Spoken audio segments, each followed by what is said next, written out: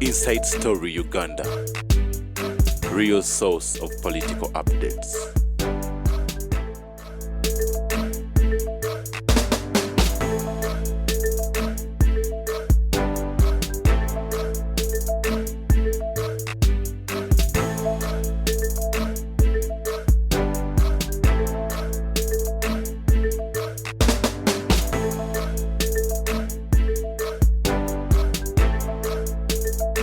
Kakati owulidde nti bino singa babiteeka mu nkola nkugamba Kasita's last request almost in tears. The Kasita chairperson Kayondo reminded the president that they were returning to their members empty-handed. How? With all these 7 concessions? According to him, the banks had defeated them. I quote Kayondo, I want to remind you, Your Excellency, that many of our members whose properties at risk are your voters. We are going back empty-handed. Yes, we shall inform them that your president sided with the banks, he said in a teary voice. It was at this moment that Isa Sekito, Publicity Secretary of Kasita, rose to remind the president of the Ruwero Bush War, in which he Sekito said that he participated. I quote Sekito. Unlike Mr. Kayondo, who is a gentleman, because he comes from Masaka, I'm a Ruwero veteran. I want to tell you, Mr. President, that we cannot deliver this bad news to our members. I therefore suggest that you deliver the bad news yourself, he said. Hence, the President agreed to address the traders on Saturday, January 14th, 2012 at the International Conference Center. What is important is that why didn't Kasita leaders see the 7 concessions from the President? There are 2 main reasons. That was my opinion in 2012. Number 1, Kasita was an agent of some commercial banks. These banks engaged in stealing customers' properties. They were now stuck with the mortgages, stolen properties, with no buyers. They therefore went to the government to pay for the loss they are likely to suffer by a bailout. What they want, or they wanted at that time, was that government pays the banks, believing that it will be helping the property customers when the banks are the customers themselves. Chine chikampuni chemengo. Nayaba vuka abo bwendi bakuba bwenti. Tibeba basis beba dibakola ne bank of Uganda nakana akakazi.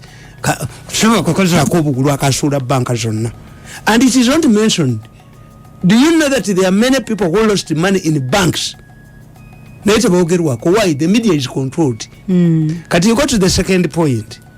Nti tumweba zenga minister wa presidency ne musisi ne kabushenga. Omusajja akatabuka ngena wandika ku kabushenga ne kulubya. Omusajja driver. Why can you run away immediately after parking if I find an enemy? Chivola nzibyange byonna ntambula nabyo kubamba manyi. Njaleke motoka ajiga diketi bagoboko olagawa ila kwerwa nako bwerwa. Why do you leave? At least wait for 10 minutes if the program is not there.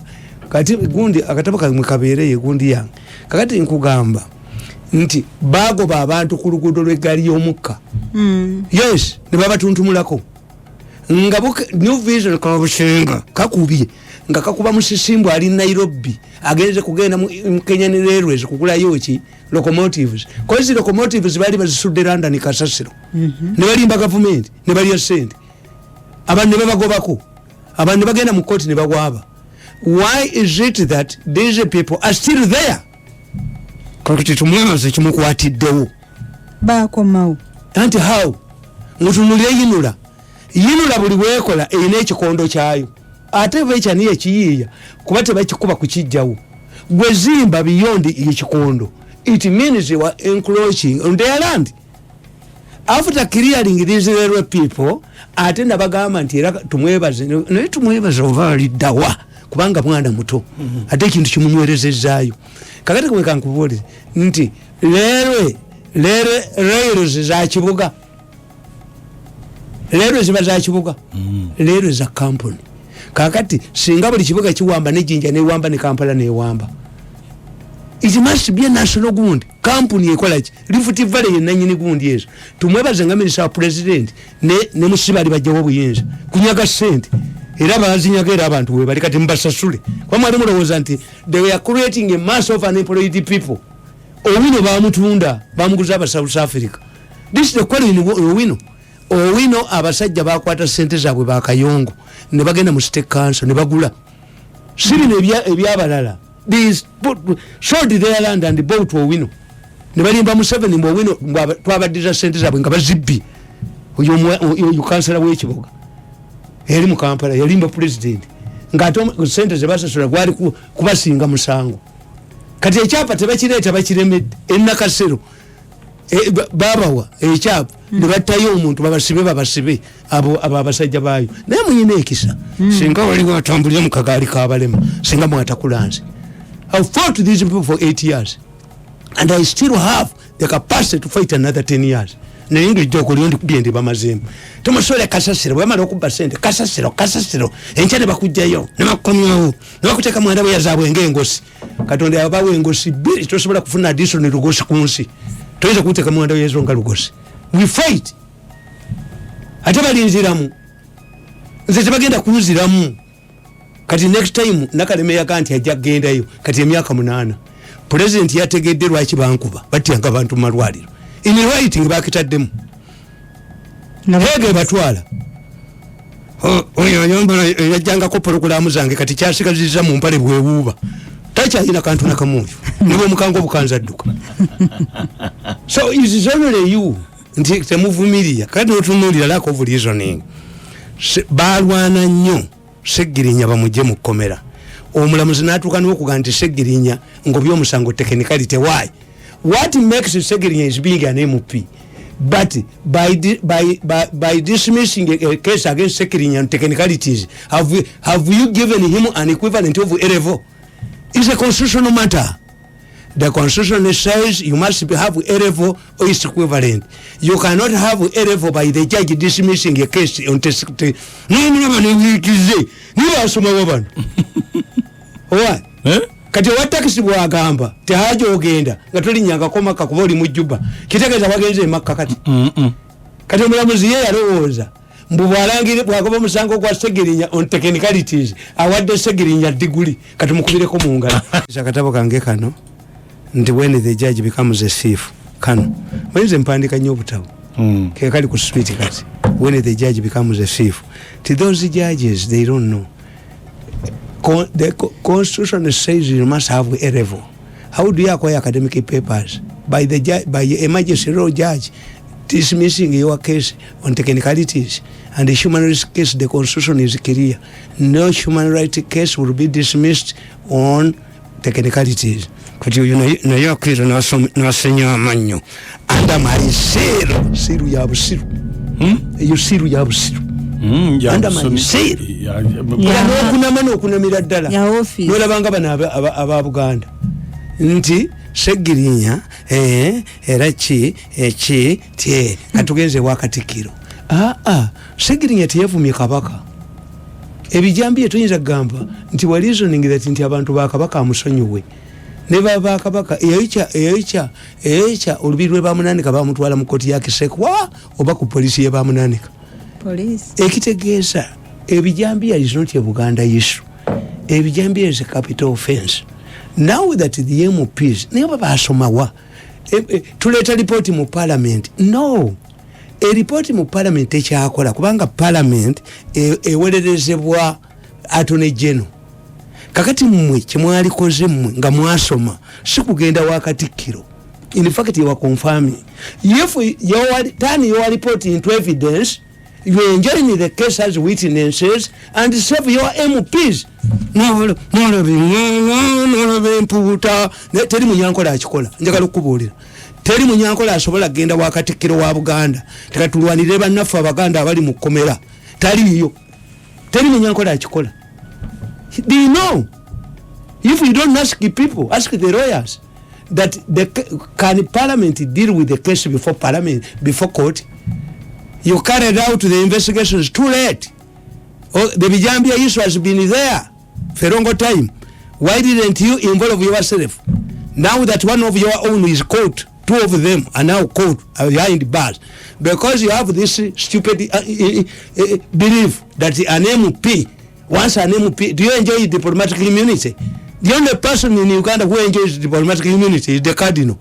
Before you arrest the Ugandan police, arrest the cardinal, must inform the representative of the Vatican in Uganda, because you are Njawulo. Nenti wakutompaka parliament nemugende wakati kiro kati yatemye bantu bakabaka kati kabaka amusonyibwe munomuti kwa mutendeke Peter Mayega this is a crime. This is an offense that must be dealt with in the courts of law.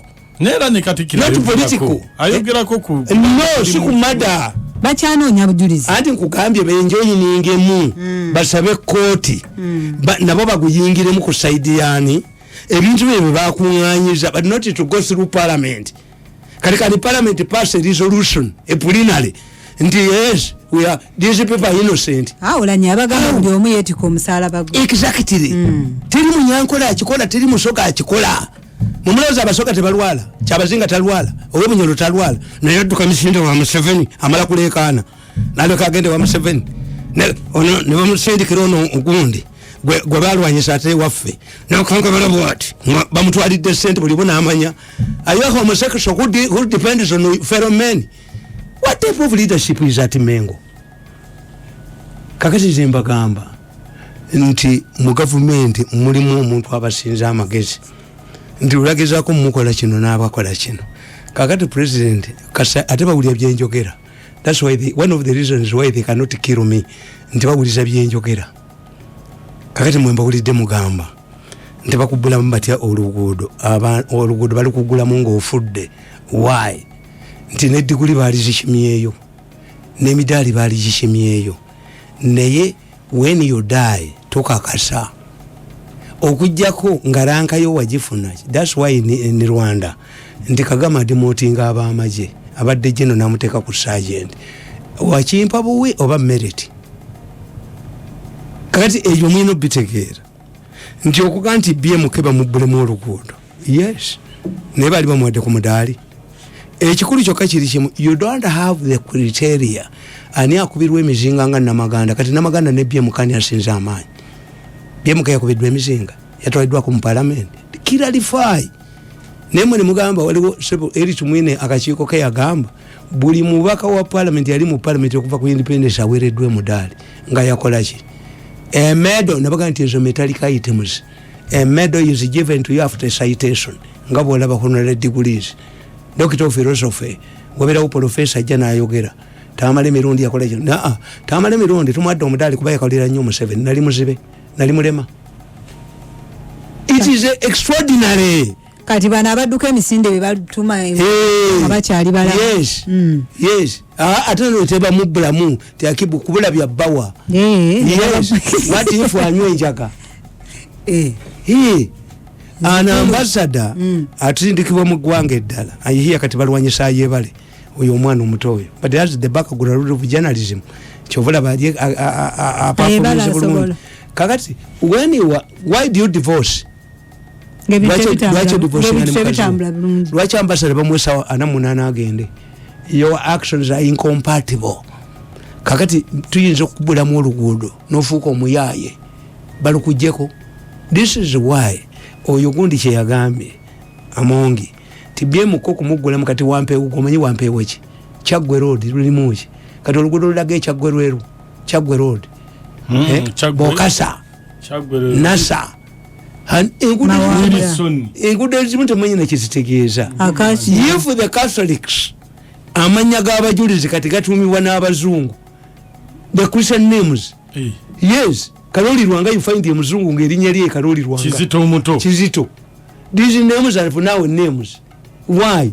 Nti bakola ebyewunyo luddawa kale gwe kikwewuunya Monsenyori Ngobya akola ebyewunyo kali ndali nsobola takola byewunyo bano amagufa gangobya kali ndali bamuleka wona mu Kampala nabaga nti biringa nyota za amaji ebyewunyo biringa mwekata za amaji oba bino byakuzaala akakazi akatono kazaala abalongo omwavu azaala abalongo omugagga ne bakubula osanga akasajja akatono nga kamayombo kali katono bwe kati nga kayina ennyota ono jeno gundi jeno muhwezi ono abaddamme kamanda nosanga omunene alinga basi nga ne kalansi kopolo tekaliko